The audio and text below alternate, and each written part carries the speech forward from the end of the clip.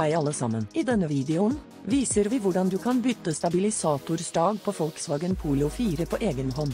Se beskrivelsen nedenfor for lenker til nettbutikken vår, hvor du kan kjøpe reservedelene. Løsne hjulfesteboltene.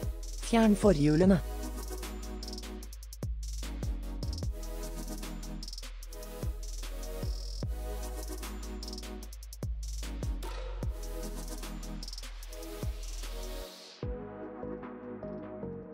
Bruk en pipe nummer 17 og en fastnøkkel nummer 16. Fjern muttrene som fester stabilisatorstaget til stabilisatorkoblingen og suspensjonsavstiveren.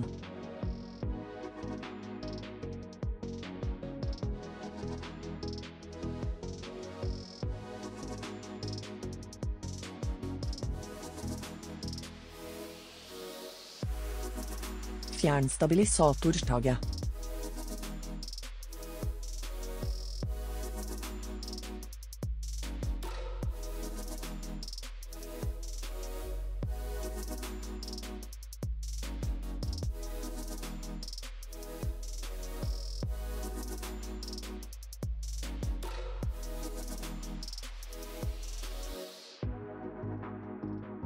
Installer en ny stang, stram mutteren som er festet til stabilisatorstaget og fjær beinet. Bruk en pipe nummer 17 og en fastnøkkel nummer 16.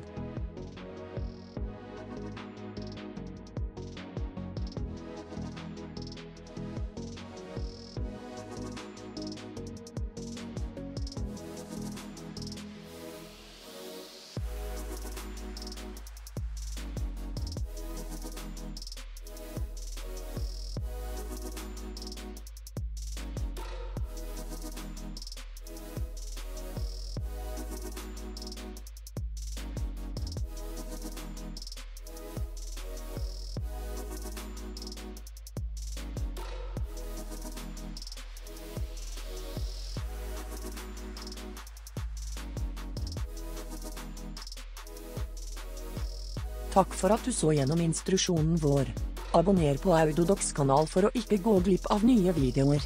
Hvis du likte denne, trykk på lik-knappen og med vennene dine. Ha en fin dag.